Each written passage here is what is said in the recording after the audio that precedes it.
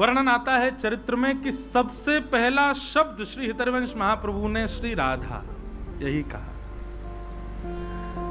अभी तक दंतावली भी प्रकट नहीं हुई है और प्रथम वाक्य ही मुख से प्रकट हुआ है, श्री राधा श्री राधा श्री राधा। आजकल के माता पिता बालक नेक बड़ा हो जाए तो उससे बुलवाते हैं, बोलो मम्मा पापा चाची चाचा दीदी, नाम बुलवाते हैं। अरे नहीं, बालक जैसे ही आवे, देखो कृष्ण कठिन है, वो ना भूल पाएगो राधा। महाराज जो जिह्वा को तंतु से छुबाते हैं तब ध शब्द का प्रयोग होता है, अगर वो न भी छुबे तो ध शब्द कभी तोतलेपन में नहीं आएगा। राधा अगर न बोल पाए तो भी, न छुबा के बोल पाए तो भी स्पष्ट ही निकलेगा राधा। बालकों से सबसे पहले श्री किशोरी जी का नाम उच्चारण करवाओ, निश्चित ही उस बालक में कोई नाम आ गया। अनायासी सर्वप्रथम नाम महाप्रभु जी ने अपने मुख से श्री राधा किशोरी जी का कहा। खेलते हैं राधा, बैठते हैं राधा, चलते हैं राधा। अरे कहां कहें, अभी बोलना ही नहीं आता, कुछ मांगते भी हैं मैया से तो राधा राधा राधा ऐसे ही बोलते हैं। राधा ही नाम जानते हैं और कुछ जानते ही नहीं है। श्री प्रियादास जी वही बात तो कह रहे हैं कि महाप्रभु जी की स्थिति कैसी है। हितजू की रीत को लाखुन में एक जाने, राधा ही प्रधान मानो पाछे कृष्ण ध्याये। हित जी की स्थिति है। धीरे धीरे आप थोड़े थोड़े बड़े होने लगे, गुटमुन चलना प्रारंभ किया। आज तक ठाकुर जी की लीला तो खूब गाई, खूब सुनी, अब रसिकों की लीला सुनो। गुटमुन चल करके जाते और जहां पिताजी श्री राधा मोहन लाल जी की सेवा कर रहे हैं, वहां जाकर के बैठ जाते। इनके पिताजी के ठाकुर जी का नाम क्या था? राधा मोहन लाल। वहां बैठ करके अपने पिताजी की सेवा का दर्शन करते थे, कैसे सेवा कर रहे हैं। अब नन्हे से बालक को कहां भाव आता है, कहां प्रेम उमड़ता है। परंतु जैसे अभी महाराज जी आपने एक भाव का अनुभव किया होगा कि बड़े हो जाने पर जब प्रेम प्रकट होता है ना, तो मुख की आकृति बिगड़ती नहीं है और अश्रु आ जाते हैं। जब आप भाव में रोते हो तो मुख की आकृति नहीं बिगड़ती, आप प्रसन्न मुद्रा में होते हो और नेत्र सजल हो जाते हैं। ये स्थिति छोटे बालकों में नहीं आती, छोटे छोटे बच्चों में ये स्थिति नहीं होती। पर श्री महाप्रभु जी की स्थिति ऐसी है, वो प्रसन्न मुद्रा में राधा मोहन जी को देखते और नेत्रों से अश्रुपात होता। माँ जब आती देखती तो उनको लगता पहले रोया होगा, तब के आंसू ही होंगे, उठा के ले जाती। ऐसे श्री महाप्रभु जी धीरे धीरे बड़े हुए। पिताजी से कहते,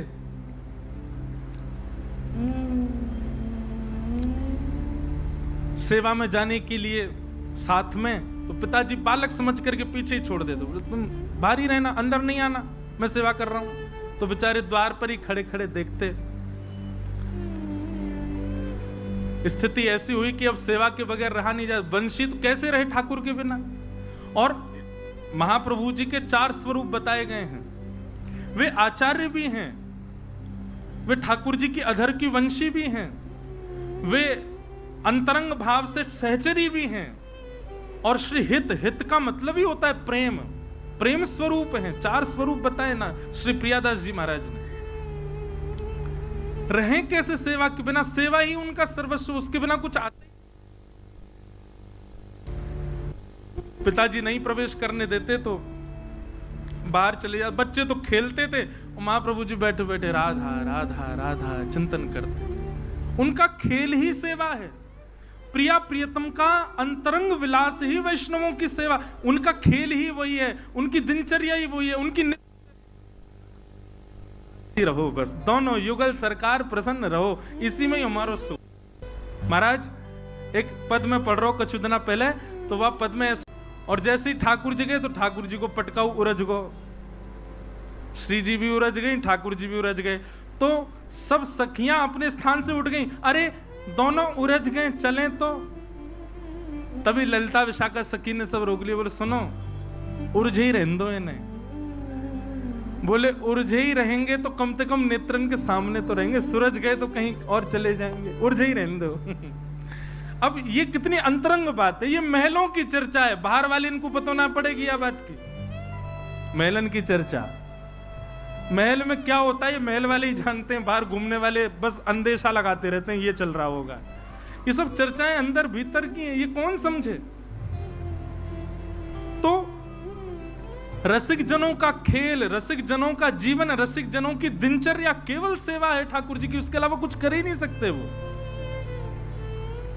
तो हितरवंश महाप्रभु क्या करते, अब सेवा भीतर तो मिलती नहीं, तो बालक बाहर खेल रहे होते, वो आके कहते चलो हरिवंश हमारे साथ खेलो। अच्छा, नाम हरिवंश क्यों पड़ा? क्योंकि जब नरसिंह श्री इनके जो बड़े भैया थे नरसिंह आश्रम जी, जब इन्होंने कहा कि ठाकुर जी ने आज्ञा दी है कि तुम्हारे वंश में भगवान की वंशी ही प्रकट होंगी पुत्र रूप धारण करके, याद रहे तुम्हारा वंश वर्धन होने वाला नहीं था, हरि ने वंश बढ़ाया है, इसलिए अपने बालक का नाम हरिवंश रखना। इसलिए उनका नाम हरिवंश रखा गया। जिनके वंश को हरि ने ही बढ़ाया है, जिनके वंश को हरि ने ही प्रारंभ किया, वो हरिवंश। और हित नाम क्यों लगा? हित माने प्रेम, जो प्रेम प्रदायन करता है कौन? हरि ने जिनका वंश बढ़ाया वो हित हरिवंश। तो हरिवंश चलो खेलो हमारे साथ। तो हरिवंश जी कहते मेरो खेल कछु अनोखो है, कछु अलग है। अच्छा, हम थोड़ी बताना भूल गए, बाद गांव में अवतार हुआ, जन्म हुआ, उसके बाद वे भी फिर माता पिता के साथ देवबंदी चले गए, जन्म ब्रज में ही हुआ। तो बच्चों के साथ बोले हम अलग लीला करें। वो क्या लीला करोगे? तो गौर वर्ण का एक बालक, गोरा गोरा बालक, उसको तो पीतांबरी पहना देते, उसके गले में हार पहना देते, उसके सिर पर मुकुट पहना देते, उसको पटका पहना करके वन के कुछ पुष्पों को लेकर के कान पर लटकाए दिए, कछु यहां कर दिए, इस प्रकार उनका श्रृंगार कर देते। और श्याम वर्ण का एक बालक, श्याम वर्ण के बालक को नीचे माताओं वाला जो होता, क्या बोलते हैं उसको, नीचे जो पहनती हैं, लहंगा, हाँ लहंगा, लहंगा, ऊपर चुनरी, नाक में नथवे, सर मैया की निकाल लाते। और श्याम वर्ण के बालक को बिल्कुल गोपी जैसा श्रृंगार कर देते।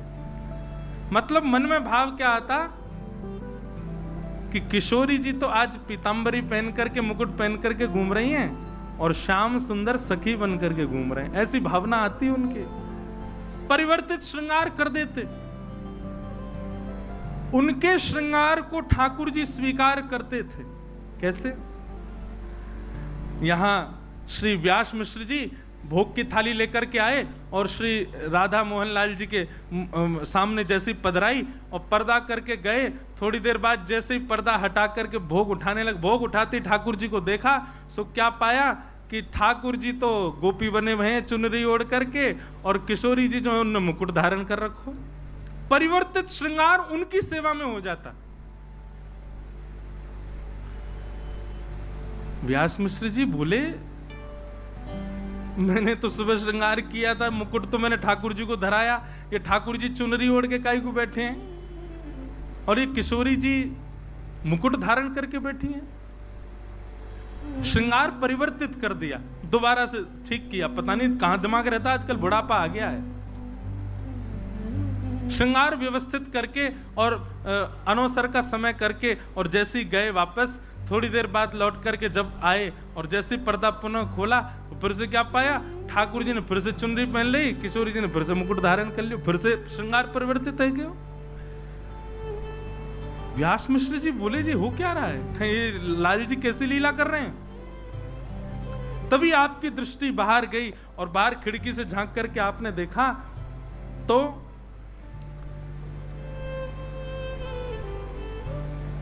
हरिवंश जी अपने कुछ मित्रों के साथ क्रीड़ा कर रहे हैं। और तभी उन्होंने क्या देखा, एक श्याम वर्ण का बालक, वो तो चुनरी पहन करके घूम रहा है, और गौर वर्ण का बालक वो मुकुट पहन करके घूम रहा है, वो ठाकुर जी की तरफ भ्रमण कर रहा है। तब व्यास मिश्र जी को अनुभव हुआ कि सेवा के लिए जिद करता है लाला, हम मना करते हैं तो बाहर जाकर के सेवा ही खेल रहा है। और इसकी सेवा देखो कैसी अंगीकार, कैसी स्वीकार कि बाहर श्याम वर्ण के बालक को गोपी बनाए तो हमारे ठाकुर सेवा के गोपी बन जाते हैं। ऐसी उनकी लीला, ऐसी उनकी सेवा। बंधुओं एक बात कहें, कभी गोविंद देव जी में अगर आपको परिवर्तित श्रृंगार का अनुभव होगा निश्चित, कभी परिवर्तित श्रृंगार का अनुभव होगा एक क्षण के लिए, जब हो जैसे हो बस वही समय पकड़ लियो कि आज प्रत्यक्ष खड़े हैं सामने। वैसे तो प्रत्यक्ष नित्य ही है ठाकुर जी। एक और बधाइए।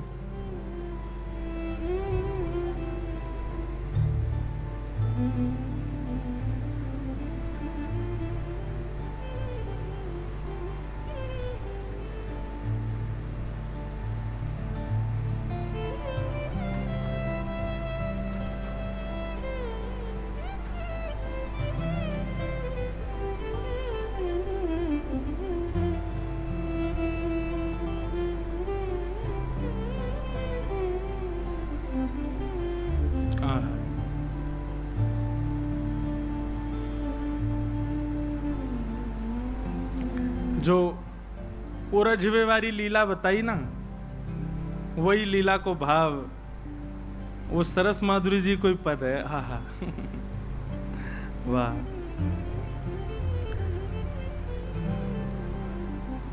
उरझे दंपति सुरझत नाही, उरझे दंपति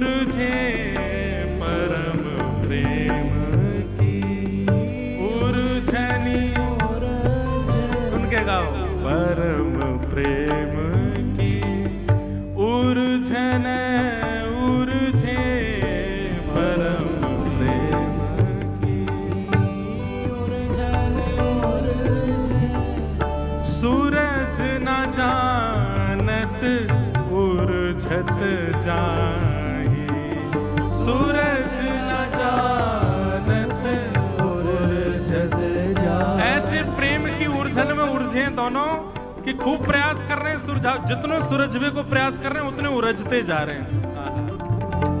उर्झे दंपति सुरझत नाही, उर्झे दंपति सुरझत नाही। श्री राधे मोहन बन बैठी, राधे मोहन बन बैठी, श्री राधे मोहन बन बैठी, राधे मोहन बन बैठी।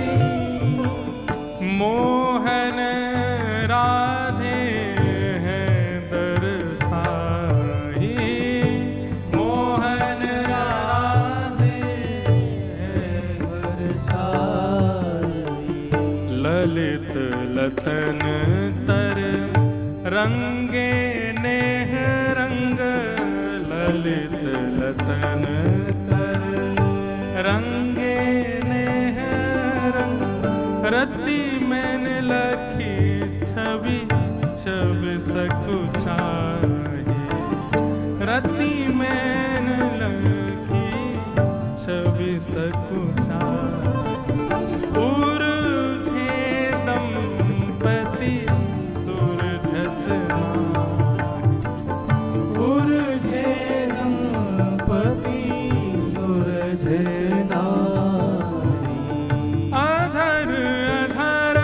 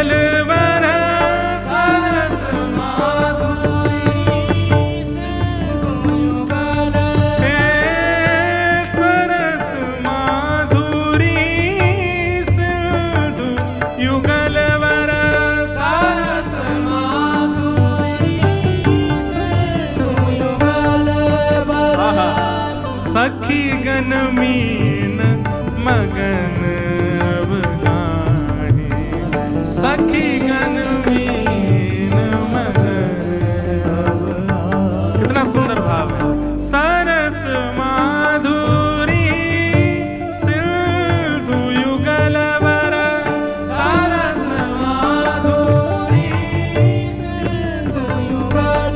ये दोनों युगल कौन है? सरस माधुरी जी कह रहे हैं ये दोनों युगल ही सिंधु हैं, माने समुद्र हैं। सरस माधुरी सिंधु युगल वर, सरस माधुरी सिंधु युगल। और सखी गन मीन मगन अब गाहे, सखी गन। हम सब मछली हैं, इस प्रेम सिंधु में अवगाहन कर रहे हैं। सखी गन मीन मगन अब गाहे, सखी गन मीन मगन अब गाहे। उरुझे दंपति सुरझत हाय, उरुझे दंपति सुरझत। आप मौके पे चौका लगाए दे करो, मोते पद रह जाए करें। हाँ, यही मारे तो रसिकन की कथा। भैया ये कथा बहुत महंगी है। महंगी मतलब बहुमूल्य कथा है। दुनिया में कथा है, ये सब सारी कथा महंगी है, पर ये बहुत ज्यादा महंगी है। यहाँ वही आ रहे होंगे जो हृदय से बहुत धनवान है, जिनको हृदय अधिकारी होगा वही या कथा में आ रहा हो, क्योंकि ऐसे रसिक जन बैठ करके कथा सुन रहे हैं। महाराज जी अभी चौका लगाओ, अब छक्का और लगाएंगे एक। हैं? अच्छा एक बात, ये तो मार रहे हैं चौका छक्का, कैच पकड़वेगी तो मैं खड़ा हूं। मैं बाउंड्री पार जान नहीं दूंगा, पकड़ के गा दूंगा। बोल राधा सरस बिहारी लाल की। महाराज जी तो मुंह कुंज में ले गए, अब मैं कहां से सुनाऊं आगे के भाव। उलझ गए दोनों। तो बस ऐसी भाव समाधि में श्री हरिवंश जी रहते हैं बाल्यकाल से, बचपन से। बंधुओं, एक दिन ऐसी लीला घटी। एक दिन ऐसा मन में भाव आया कि पुराने काम श्री हृदयवंश महाप्रभु बालकों का श्रृंगार कर देते थे। अब तुम्हारा देवबंद के लोगों में इतनी भक्ति भावना तो थी नहीं। जब बालक लौट के अपने घर जाते, माताएं देखती चुनरी ओढ़ के घूम रहा है, महाराज पकड़ करके 2-4 उसमें धर देती। बोले कहां जाता है, क्या करके आता है? सखी बना घूमता है। अरे मेरा मित्र हरिवंश वो तैयार कर देता है रोज मुझको। अब तो घर के लोगों ने अपने बालकों को भेजना बंद कर दिया। हरिवंश जी जहां बैठ जाए बालक जाती ही नहीं वहां पे। बोले हम तेरे पास नहीं आएंगे। क्यों? बोले तू सखी बना देगो। सखी नहीं बनाते हैं, प्रेम रस में डुबा देते हैं। लेकिन जो निश्चित प्रेम में डूबा होगा वो कभी भी शिकायत नहीं ढूंढता या अवसर नहीं ढूंढता सेवा से बचने का। वो तो अपनी सेवा कहीं और खोज लेता है। महाप्रभु जी ऐसी भ्रमण कर रहे थे अपने घर के आसपास के वन में। छोटे से बालक हैं, तभी उनको 2 युगल वृक्ष दिखाई दी, आसपास ही खड़े हैं दोनों। बोले आहा, दोनों युगल मिल गए। और संभवतः जो एक वृक्ष था वो त्रिभंगी था। उसकी जो आकृति थी वो ऐसी थी। वो हो ये तो लाल जी हैं, ये सीधी सादी हमारी किशोरी जी हैं। तुरंत उनने तो महाराज वहीं पर श्रृंगार करना प्रारंभ किया। वृक्ष को ही श्यामा श्याम का रूप मान करके जो त्रिभंग वृक्ष था उसको ठाकुर जी का रूप धराने लगे, और जो सीधा उस वृक्ष खड़ा वो किशोरी जी के रूप में उसको तैयार करने लगे। श्रृंगार है गए। अब माला कहां से लाएं? अब यहाँ पे मणि तो है नहीं, माणिक तो है नहीं, स्वर्ण तो है नहीं, तो सुंदर सुंदर पुष्प तोड़ करके लाए, उनकी माला बना करके वृक्षों को ही माला धारण करा दी। अरे जय जय तैयार है गए, आरती कर दूं। आरती काहे की करूं? भाव की आरती लाई, आरती लेकर के आरती करते, और ये भोग तो लगाए ही नहीं, कहां जाऊं? वन में गए, सुंदर सुंदर वन के फल लेकर के आए। एक ही फल नहीं, आलस नहीं है भक्ति में, अलग अलग फल, अलग अलग प्रकार के फलों को लेकर के आए। फल को सुंदर दोना पत्ता का बना करके उसमें पधरा करके दोनों युगल के सामने पधरा दिया और बैठ करके वहीं कीर्तन करने लगे, स्वरूप का वर्णन, लीलाओं का भाव चिंतन करने लगे। यहां पिताजी ने अपने राधा मोहन जी का स्वर्ण का श्रृंगार किया था। भोग में आज बढ़िया सुंदर पूड़ी, कचौड़ी, रबड़ी, आलू की सब्जी और जन क्या क्या बना था, उसका भोग धराया था। पर्दा करके और महाराज गए, थोड़ी बहुत देर बाद लौट करके आए तो सब बदल गया। ठाकुर जी के सोना चांदी के सबरे श्रृंगार जो हैं वो बनमाली बन गए, सबरे फूलन के और वन के पत्तान के श्रृंगार है गए, और सामने रखे हुए सब मेवा बाटी, 56 भोग सब अंतर ध्यान है गए, फल प्रकट है गए। व्यास मिश्र जी बोले ये पर्दा के पीछे ही होता है जो होता है। मैं इतना सुंदर श्रृंगार करके जाऊं, ऐसा कुछ करके जाऊं, ये कैसे परिवर्तन हो जाए? तो उनको आभास तो हो गया था कि हरिवंश बाहर अपने मित्रों के साथ लीला करता है, खेलता है, और उसकी लीला ये राधा मोहन जी स्वीकार कर लेते हैं। लेकिन आजकल तो मैंने सुना बालक आते ही नहीं, अब किसका श्रृंगार कर रहा है? दौड़ते दौड़ते दौड़ते पहुंचे, आहा, एक सघन वन कुंज में 2 युगल वृक्ष हैं। दूर से देखने पे प्रतीत हो रहे हैं कि साक्षात राधा मोहन जी खड़े हैं। क्या त्रिभंग स्वरूप में जो है वो कृष्ण श्रृंगार में, और सीधे जो है वो किशोरी जी के श्रृंगार में, और वहीं सामने बैठ कर के उनको वन फलों का भोग अर्पित करा रहे। दृश्य देख करके आनंदित हो गए। ऐसी उनकी सेवा। एक भाव तो मैंने पहले ही बताया, अमनिया नहीं पाते थे। अमनिया का मतलब होता बिना भोग लगा, भोग ही पाते थे। अब धीरे धीरे पिताजी को विश्वास होने लगा कि भाई इनमें भक्ति जागृत हो गई, अब इनको धीरे धीरे सेवा में लाया जाए। तो पिताजी उनको लेके तो आते, पर ठाकुर जी का स्पर्श नहीं करने देते। बालक के कहीं गिर नहीं दे, बालक के कहीं कोई त्रुटि ना कर दे। खड़े हो जाओ, आज तुम एक काम करना। बोले क्या? वो ठाकुर जी को गर्मी ना लगे, पंखा की सेवा करना, बीज ना डुराओ ठाकुर जी को। जो सेवा दे देते इतनी निपुणता से करते, सौभाग्य मानते, चलो कुछ तो मिला सेवा में। पिताजी श्रृंगार कर रहे होते, महाप्रभु जी के मन में आता कि बताऊं, ऐसे नहीं ऐसे करो, लेकिन बेचारे बोलते तो पिताजी हमको बताओगे, खड़े रहो। मन ही मन विचार करते, बोले जल्दी से मुझे बड़ा करो, मुझे सेवा करनी है आपकी। पिताजी तो छूने ही नहीं देते, लेकिन जहां जैसा भाव मिलता उसको स्वीकार करते। पिताजी जो आज्ञा करते उसको स्वीकार करते। एक दिन बीजना डुरा रहे थे श्री ठाकुर जी को।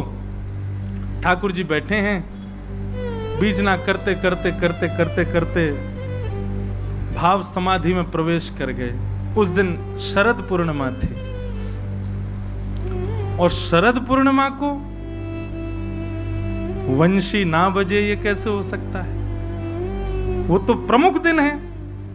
उसी दिन तो प्रथम बार ठाकुर जी ने प्रेम की वंशी बजाई। बाकी के दिन तो ठाकुर जी वंशी बजाते थे, पर अपनी प्रेमास्पदों के लिए और अपनी ब्रज की सब सहचरियों के लिए वंशी तो ठाकुर जी ने पूर्णिमा, शरद पूर्णिमा को ही बजाई है। शरद पूर्णिमा का दिन था, श्वेत वस्त्र पहने हैं, श्वेत मुकुट धारण, रास के लिए तैयार हुए ठाकुर जी। श्वेत मुकुट धारण किया है, श्वेत ही कुंडल हैं, श्वेत ही आवरण हैं, और आज तो ठाकुर जी का सारी सामग्री भी श्वेत ही श्वेत बनाई है। ठाकुर जी को प्रसादी भी उस दिन श्वेत ही पधराई जाती है। सब ठाकुर जी श्वेत ही श्वेत पाते हैं। और श्री महाप्रभु जी सेवा में खड़े हैं, करते करते करते करते अब मानसिक स्थिति आने लगी। मानसिक स्थिति क्या है? नेत्रबंद हो जाते हैं, और नेत्रबंद में एक कुंज प्रकट हो जाती है। उस कुंज में श्यामा श्याम विचरण करते हुए दिखते हैं, और उसी सेवा में अपने आप को भी देखने लग जाए साधक, उसी को मानसी सेवा करते हैं, मानसी सेवा कहते हैं। और याद रखिएगा, ये रसिक त्रिवेणी, श्री हितरिवंश महाप्रभु, स्वामी श्री हरिदास जी महाराज और हरिनाम व्यास, ये तीनों मानसी के उपासक हैं। प्रत्यक्ष सेवा करते हैं, पर उससे भी ज्यादा अधिक मानसी सेवा करते हैं। नेत्र बंद करके हृदय कुंज में शामा शाम को लाड़ लड़ाते हैं। ठाकुर जी बोले, अरे हित सजनी, आनंद ना आए रहे हो, जय जय, कहा सेवा करूं? बोले मुझको तीन ही तो सेवा भाम है। बोले कहा? बोले पहले तो साज श्रृंगार, मेरो श्रृंगार खूब रज रज के करो। आज मैं लग तो चौक हो ही रहे हूं, खूब सुंदर श्रृंगार धारण कराया हो तुम्हारे पिताजी ने। दूसरों मुख को प्रिय है भोग, और वो भोग भी तुम्हारी मैया बना करके ला रही है, श्वेत श्वेत सब बना रही है। वादना कड़ी भी बिना हल्दी डाले बने, ठाकुर जी की सेवा की, श्वेत ही रहेगी कड़ी भी। और तीसरी मुख जो सेवा प्रिय है वो है राग या फिर नृत्य। मुख रिझाओ, मेरे सामने या तो नृत्य करो या फिर कछु गा के सुनाओ। जे जब तक ठाकुर जी को कुछ सुनाया नहीं जाता, बुरा नहीं मानिएगा, तब तक सेवा ठाकुर जी को ऐसी लगती है जैसे बिना नमक की सब्जी। आपने मसाले तो खूब डाले, आपने घी तो खूब भरपूर मात्रा में डाला, आपने बढ़िया सब्जी को पकाया, सब कुछ सिद्ध किया, लेकिन नमक नहीं डालो तो जितने मसाले डले, जितनी सामग्री डली, उन सब का कोई प्रयोजन रह पाएगा? नहीं। आपने श्रृंगार खूब बढ़िया कर दिया, आपने भोग बहुत सुंदर सजा दिया, लेकिन ठाकुर जी को कुछ गा के नहीं सुनाए हो, तो आप ये समझ लियो कि आपकी सेवा तो भई, लेकिन नमक नहीं पड़ो। ठाकुर जी पा तो लेंगे, लेकिन बार बार कहेंगे सुख ना यार हो, आनंद ना यार हो। इसलिए भैया राग बहुत जरूरी है। अब महाराज जी उनकी बात आती है जिनको राग गाने ही नहीं आते, वो क्या करने? तो महाराज जी घर वाले यूं करें, यानी हमारे जो है का नींद वीद सब उड़ा रखी, रोज सवेरे ही रैंकन लगे। अच्छा एक बात कहे, अष्ट सखाओं की वार्ता में एक प्रसंग आता है कि एक बार कोई श्रीनाथ जी के सामने गा रहा था, बेसुरा गा रहा था, स्वर नहीं था बिल्कुल भी, और वो इतनी जोर जोर से आलाप ले करके, क्योंकि गाने वाले को लगता है मैं सुरीला ही गा रहा हूं, गाने वाले को यही लगता है कि मैं अच्छा ही गा रहा हूं, और वो ऐसा रज रज के गावे। इतने में कुंभन दास जी आ गए। कुंभन दास जी आकर के बोले, क्या कर रहे हो भाई? राग सुना रहा हूं ठाकुर जी को। बोले तेरे राग में एक भी स्वर तो बढ़िया लग नहीं रहा है, काय को ऐसे गा रहा है? बोले तुमको नहीं पता, ठाकुर जी राग नहीं देखते, ठाकुर जी अनुराग देखते हैं। कुंभन दास जी बोले वो बात तो ठीक है, ठाकुर जी अनुराग देखें, लेकिन भाई मुझको एक बात बता, जिसके स्वर से इंसान नहीं रीझ रहा, उसके स्वर से परमात्मा कैसे रीझेगा? ओ महाराज, कुंभन दास जी तो ऐसे ही अष्ट सखा तो कछु भी भाव के, पर याद चक्कर में गानों मत छोड़ी हूं, गाओ, भले घर वाले पीछे डंडा लेके भागे, फिर गाओ, ठाकुर जी को नित्य सुनाओ।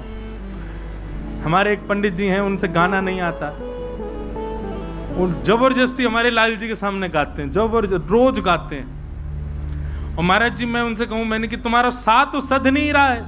तो बोले आप अभी सा पे पड़े हो, मैं तो का साध रहा हूं। का जो स्वर ही नहीं होता सप्त स्वरों में, वो का साध रहे। मैंने कि का साध रहे हो? बोले हाँ।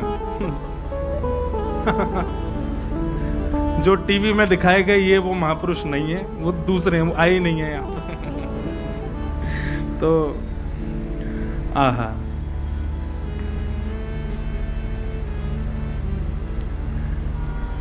जैसे ही कहा कि भैया कुछ गाओ, हरिवंश महाप्रभु गाने लगे।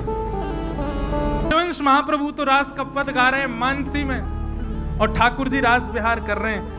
और रास करते करते करते करते किशोरी जी ने तो अपनी चुनरी उतार करके और महाप्रभु जी के ऊपर मानो जैसे प्रसन्न है करके उनको उड़ाए दी हो, और ठाकुर जी ने अपने गले की मोती की माला उतार करके श्री महाप्रभु जी के गले में धारण करा दी। बस ये लीला हुई ही थी कि इतने में ही पिताजी माताजी आ गए और आकर के देखा कि अचेत अवस्था में पड़े हैं, गिरे पड़े हैं नीचे, भाव आवेश में आ गए हैं, नेत्रों से अविरल अश्रुधार गिर रही है। और तभी क्या देखते हैं, छोटे छोटे राधा मोहन बिहारी जी को जो छोटे छोटे वस्त्र धारण कराए, उनमें छोटी सी चुनरी जो है वही विशाल है गई है और वही श्री महाप्रभु जी के अंग पर डली हुई है। ये कैसे संभव है सके? और किशोरी जी जो सामने विराजमान है, उनकी चुनरी वहां नहीं है। प्रत्यक्ष ठाकुर जी अनुभव करा रहे हैं महाप्रभु जी के साथ। जैसे तैसे चेतना आई, चेतना आते ही मानो वर्णन करने लगे, आहा क्या छवि, क्या नयन, क्या रूप, क्या मुकुट, क्या बाकी अदा, क्या चलन, क्या चाल, क्या उठना, क्या बैठना। एक एक लीला को बस ऐसे, कोई सुने ना सुने इससे मतलब नहीं, बस चल रहा है, वही भाव मन में उद्दीपन हो रहा है। फिर एक बार का प्रसंग आता है कि महाराज हिंडोला का समय आया और ठाकुर जी हिंडोला पे बैठे थे और पिताजी ने सेवा दी थी, दूर की सेवा देते हैं, दूर की सेवा देके गए, बोले झुलाओ ठाकुर जी को। झुलाने लगे, झुलाते झुलाते झुलाते झुलाते इतने में ठाकुर जी फिर बोल पड़े, तुम फिर वही काम कर रहे हो। महाप्रभु जी बोले कहा कियो? बोले अरे श्रृंगार है क्यों, भोग है क्यों, गाओ। महाप्रभु जी फिर गाने लगे। अब तो जैसे ही गाने लगे सोई महाराज हाथ से डोरी छूट गई, तो भाव में चले गए, डोरी छूट गई पर हाथ चल रहे हो और गा रहे हैं। गाते गाते गाते महाराज कहा भयो, अब देखो रसिकन के भाव में तो गाते ही रहो, फिर एक हिंडोला को पद आ गया, वागू गा दो, पर अभी बाद में गाऊंगा, सुनो पहले कथा। वही राग रेंदी हूं पहले ही, बोलो राधा वल्लभ लाल की। भैया देखो ऐसे राधा वल्लभ नाम लाल जी को नाम उच्चारण करियो कि बगल वाले इनको सुनाई दे, श्री राधा वल्लभ लाल की। ये हुई ना बात, ऐसी गाओ, ऐसी चिल्लाओ, सबन को सुनाई दे, कान में महाराज नाम जाएगा राधा वल्लभ जी को, मंगल होगा सबन को। तो अब झुलाते झुलाते महाराज हाथ से डोरी छूट गई, वो तो मानसी में चले गए। अब मानसी में ठाकुर जी सेवा अलग करा रहे हैं और प्रत्यक्ष सेवा अलग चल रही है। अब प्रत्यक्ष में जो ठाकुर जी सामने झूला पे बैठे, वो किशोरी जी तो कह रहे हैं झूला तो धीमो पड़गो।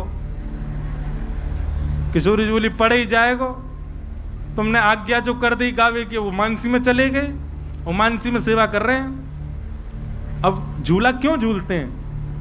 गर्मी लगे ठाकुर जी को तो झूला झुलायो जाए तो वैसे ही हवा को अनुभव होवे। ठाकुर जी बोले श्री जी झूला तो ढीलो पड़ गो। श्री जी बोली अब मैं क्या करूं, तो गए मानसी में। अब मानसी से निकाल के लाऊंगी तो मानसी में जो स्वरूप लीला कर रहा है वो आएंगे, बोले कि नहीं यहाँ पे आओ, बेचारो अकेलो हरिवंश कहां कहां जाएगा, कैसी लीला। महाराज अब यहां किशोरी जी श्रमित नहीं हो, उसके लिए ठाकुर जी हिंडोला में पाम लटका के बैठ गए नीचे और अपने पैर के अंगूठाते नीचे पृथ्वी को स्पर्श करके हिंडोला पीछे करें आगे आवे, पीछे करें आगे आवे। अपने पावन से स्वयं ही ठाकुर जी झुला रहे हैं। स्वरूप सरकार जिनकी से राधा मोहन लाल जी पामन सो ही अपने झूला को आगे पीछे झुला रहे हैं। अब तो झुलाते झुलाते झुलाते पामन ते टेक दे दे करके ठाकुर जी तो थक गए, बोले मैं तो हार गो। छोटे से ठाकुर जी बेचारे, इनमें शक्ति नेक्सी सी रहे, नेक्से से लाल जी थक गए। ठाकुर जी पसीना आगे कहा करे, सो ठाकुर जी ने तो अपने पीताम्बर वगैरह उतार करके सब धर दी नीचे, बोले मुझे तो बहुत जोर से पसीना आ रहे हैं। अब जैसे ही वस्त्र उतार के धरे, इतने में ही व्यास जी आ गए। व्यास मिश्र जी आकर के देखे तो महाराज डोरी छूटी भैया, बस हाथ हिल रहे हो हरिवंश जी को, लेकिन झूला बाकायदा अपनी गति पे ही चल रहे हो। और तभी झूला में विराज रहे युगल सरकार को देखो तो महाराज ठाकुर जी तो नंगम नंगा वस्त्र नीचे पड़े। बोले ये वस्त्र कैसे उतर गए इनके। हरिवंश जैसे स्पर्श किया महाराज भाव समाधि टूट गई। नेत्रों से आंसू गिरने लगे। बोले क्या सुंदर छवि, क्या सुंदर भाव, झूला पे विराज रहे युगल सरकार, कैसो सुंदर। ऐसी स्थिति हो गई। पिताजी समझ गए, बोले स्थिति ऊंची हो गई। अब संग में बैठाने लगे, बोले चलो सेवा करो, ठाकुर जी को ऐसे सजाओ, ये करो। अब हरिवंश महाप्रभु तो मानसी में श्रृंगार करते थे, और मानसी में उनको जैसा श्रृंगार दिखता वो वैसा धराने का प्रयास कर। पिताजी नहीं, ऐसे नहीं, ये करो, ऐसे नहीं, ये करो। अब हरिवंश जी बोले श्री जी कृपा करो, मोते सेवा कर नहीं दे रहे, और मेरा मन होवे बार बार मैं आपकी सेवा करूं। स्वप्न में श्री जी प्रकट है गई।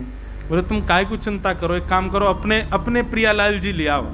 बोले कहाँ? बोले तुम्हारे घर के पीछे एक सूखो एक कुआं है, वहां में हमारा एक स्वरूप है, जाओ जाके ले आओ। महाराज विचार नहीं किया, तुरंत उठ करके दौड़े। जल नहीं था उसमें, कूद पड़े सूखे कुआं में। सब लोग चिल्लाने लगे, अरे हरिवंश बालक कूद गया, हरिवंश बालक कूद गया। भीतर तो गिरे, लेकिन जब सबने झांक करके अंदर देखा तो नवरंगी लाल जी को अपनी गोद में लिए हरिवंश जी, सूखा कुआं था उसमें जल आ गया, और जल की परत पर ही बैठे हैं, वो जल ही लेकर के श्री हरिवंश जी को ऊपर आ रहा है। नवरंगी लाल जी, बोलो नवरंगी लाल बिहारी की। श्री राधा नवरंगी लाल जी को लेकर के श्री हरिवंश जी पधारे। अब तो अपने ठाकुर जी आ गए। पिताजी आप अपनी सेवा अपने मन मुताबिक करो, हम अपनी करेंगे। और अपने ठाकुर जी की अपने मन से सेवा करने लगे। कोई और काम ही नहीं है, पूरे दिन सेवा में ही लगे रहते हैं। और वैष्णव का बंधु यही है, वो हरि से विमुख कोई काम कर ही नहीं पाएगा। आप क्षमा करें, ठाकुर जी की भक्ति भी करते हो और बाहर के कामों में भी बहुत निपुण हो, तो निश्चित है कि भक्ति में चूक कर रहे होंगे। और भक्ति में यदि निपुण हो तो निश्चित है बाहर के कामों में आपसे चूक बनती ही बनती होगी। इसका मतलब ये नहीं जबरदस्ती अपने काम बिगाड़ो। बाहर के काम ने बोले महाराज जी कह रहे चूक बने तो समझो घर की भक्ति बढ़ रही है, अनायास होगा।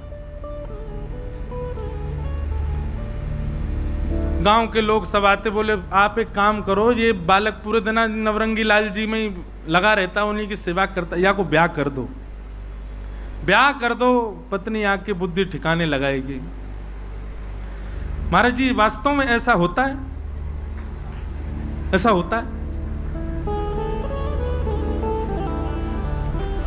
जो लोग मना कर रहे हैं उनकी पत्नियां देख लें उनको।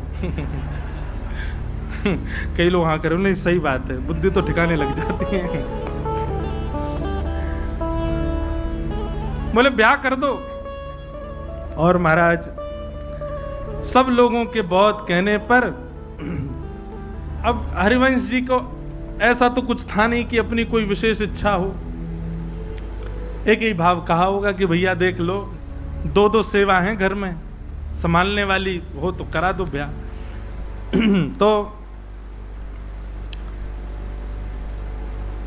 श्री रुक्मणी बाई नाम की एक कन्या, उनसे श्री हितरवंश महाप्रभु का विवाह संपन्न हुआ, विवाह मंगल हुआ।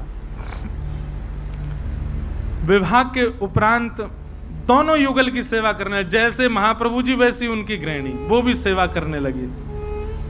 अब गांव के लोग बोले अब क्या करोगे? बोले अब तो पहले अकेले ही सेवा करता, अब दोनों ही लगे रहे सेवा में, घर बार पे कोई ध्यान ही नहीं, सेवा में लगे रहते हैं। आप श्री के 4 संतान हुई, श्री वनचंद्र जी, कृष्णचंद्र जी, गोपीनाथ जी, और चौथी कन्या हुई साहेब दे। 3 लाला और 1 लाली। बाल्यकाल में ही किशोरी जी ने दीक्षा दे दी थी महाप्रभु जी को। उनको पत्र पर ही जो अपना निज मंत्र है वो निज मंत्र दिख गया था। सो रहे थे वृक्ष के नीचे, तभी वो निज मंत्र दिखा, तो मंत्र देख करके उनको लगा कि पता नहीं भ्रांति हो मेरी। तब किशोरी जी प्रकट हुई, प्रकट होकर के वही मंत्र सुना दिया।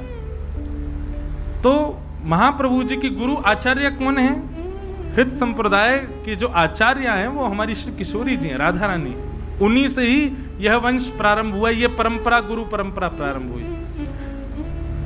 अब हम थोड़ा शीघ्र करें, राधा वल्लभ जी को प्रकट करा दें, फिर कल प्रसंग में इनके सेवकों की कथा सुनेंगे। 4 बालक हुए, वनचंद्र जी, कृष्णचंद्र जी, गोपीनाथ जी और चौथी कन्या हुई। आप श्री खूब आनंद से सेवा करते थे, बालक भी सेवा भाव में आ गए थे, पत्नी के साथ खूब आनंद। पर देखो ठाकुर जी और किशोरी जी कब कहां क्या लीला कर दें कोई पता नहीं है। एक दिन किशोरी जी ने स्वप्न में आज्ञा की, हरिवंश जी अब बहुत दिन हो गए, धाम से दूर हो आप, लीला प्राप्त हो गई, नाम प्राप्त हो गया, लेकिन धाम अभी बाकी। योजना बना करके आपका जन्म तो ब्रजमंडल में हो गया था, पर अब बाकी का शेष जीवन ब्रज में व्यवस्थित करो। व्यज ब्रज को व्यवस्थित करना है, ब्रज को पुनर्उत्थापित करना है, इसलिए आप कृपा करके अब ब्रज प्रस्थान करो। तुरंत उठ करके बैठ गए। पत्नी ने कहा क्या हो गया, इतनी रात आप कैसे? बोले देवी अभी अभी आज्ञा हुई है श्री जी की और तुमको स्वीकार करना पड़ेगा। क्या? अब हमें वृंदावन जाना है, ब्रज प्रस्थान करना। बोले हम भी चलें साथ? बोले नहीं, अब वहां हम कहां रहेंगे, कहां जाएंगे, क्या खाएंगे, क्या, हम तो कैसे भी अपना निर्वहन करेंगे, पर ये बालक हैं, सबका ध्यान रखना। और सबसे बड़ी बात नवरंगी लाल जी की सेवा है, सेवा कैसे वहां लेके जाएंगे? आप यहीं रह करके अब इनकी सेवा करो और हमको आज्ञा दो, हम वृंदावन जा रहे हैं। देखो कैसी लीला घट जाती है, कब कहां क्या हो जाए कुछ पता नहीं। अपने घर से निकल पड़े हरवंश जी और जा ही रहे थे तो मार्ग में शाम हो गई। एक गांव पड़ा चित्थावल, वहां आप रात्रि में एक वृक्ष के नीचे लेटे थे। तभी किशोरी जी श्री जी का भाव आवे तो समझो दोनों युगल सरकार। श्री जी ने आकर के आज्ञा की कि आप जिस गांव में हैं इसी गांव में ही हमारा एक स्वरूप विराजमान है, आत्मदेव नाम के ब्राह्मण हैं, उनके घर पे हमारी सेवा हो रही है। आप वहां जाइए और वहां से हमारे स्वरूप को लेकर के वृंदावन चलो। लेकिन अब स्वरूप लेकर के वृंदावन जाओगे तो आगे की भी व्यवस्था देखनी पड़ेगी, स्वरूप का सेवा आदि आगे कौन करेगा? सब लोग इधर देखो ध्यान से। महाप्रभु जी बोले आज्ञा करें। बोले जिन ब्राह्मण के यहां से स्वरूप लेके जाना उनकी 2 कन्या हैं, उनसे ब्याह कर लो। महाप्रभु जी बोले ये कैसी आज्ञा, मैं तो ब्याह करके बालक संतान सब हो गई, सब त्याग करके वृंदावन जा रहा हूं। श्री जी बोली नहीं हमारी आज्ञा है, ब्याह करो। अब महाप्रभु जी बोले मैं किसी के घर में जाके कैसे कहूं कि भाई अपनी दोनों बेटियों से ब्याह कराओ। श्री जी बोली चिंता नहीं करो, हमने उनको भी स्वप्न में आज्ञा कर दी है कि आप आ रहे हो और आपसे अपनी दोनों लालियों का ब्याह करना है। आत्मदेव जी को ठाकुर जी कैसे मिले ये तो मैं कई बार कथाओं में बता चुका हूं। महादेव की आराधना की, महादेव प्रसन्न होकर प्रकट हो गए। आत्मदेव से बोले वरदान मांगो, क्या चाहिए? बोले आपके पास आपकी सबसे बहुमूल्य रत्न जो हो मुझको प्रदान कर दो। महादेव बोले भैया तू कछु मांग ले, मेरा बहुमूल्य रत्न मत मांग। तो ब्राह्मण को लगा कोई महंगा मणि, कोई रत्न बहुत महंगा कोई वो होगा, इसीलिए मना कर रहे हैं देने से। तो पीछे पड़ गया, बोले नहीं अब तो मुझे वही रत्न चाहिए जिसके लिए आप रो रहे हो। महादेव गए और श्वेत द्वीप में जिनकी निज सेवा स्वयं महादेव करते हैं, ऐसे श्री राधा वल्लभ लाल जी को सुंदर वस्त्र में लपेट करके हृदय से लगाते हुए लाए और आत्मदेव को देख करके वहां से अंतर ध्यान हो गए। तब श्री राधा वल्लभ लाल जी उनके पास पधारे। अब विनवंशी ठाकुर जी का मन नहीं लगा, इसलिए हरवंश जी आए, पूरी लीला हुई। जब योग्य हो गए तब उनको अपने पास बुलाया। जैसे ही दर्शन करने के लिए गए, आत्मदेव जी को भी स्वप्न हो चुका था। आत्मदेव जी ने तुरंत कहा आपका परिचय? बोले हम हरिवंश हैं। नाम सुनते ही कहा मुझे आज्ञा हुई स्वप्न में अपनी दोनों पुत्रियों का आपसे विवाह करना है। और कृष्णदासी और मनोहारी दासी, ये 2 कन्याओं के साथ में महाप्रभु जी का विवाह हुआ। और आप फिर श्री राधा वल्लभ लाल जी को गाजे बाजे सहित सुंदर रथ में विराजमान करके नाचते गाते भये महाराज आनंद कराते भये श्री वृंदावन लेकर के आए। वृंदावन में सबसे पहले ठाकुर जी आए तो सबसे पहला आपका स्वागत सुनरख में हुआ। वृंदावन में सुनरख गांव है, वहां राधा वल्लभ जी का सबसे प्रथम स्वागत हुआ। सुनरख में ठाकुर जी विराज रहे थे, इतने में हरवंश महाप्रभु देख करके आए वृंदावन में कौन सा स्थान उचित है। तभी आतुर हित हरिवंश पुकारो राधा राधा नाम। आतुर हित हरिवंश पुकारो राधा राधा नाम। आतुर हित हरिवंश पुकारो राधा राधा नाम। आतुर हित हरिवंश पुकारो राधा राधा नाम। तब हे सघन कुंज वृंदावन आयो, सघन कुंज वृंदावन आयो। और मदन टेर वृंदावन आयो, मदन टेर वृंदावन आयो। ओ प्यारो राधा वल्लभ लाल वृंदावन प्यारो वृंदावन, वृंदावन प्यारो वृंदावन। हे श्री वृंदावन मेरो वृंदावन, वृंदावन प्यारो वृंदावन। मदन टेर यमुना तट आयो, मदन टेर यमुना तट आयो। ओ प्यारो राधा वल्लभ लाल वृंदावन प्यारो वृंदावन,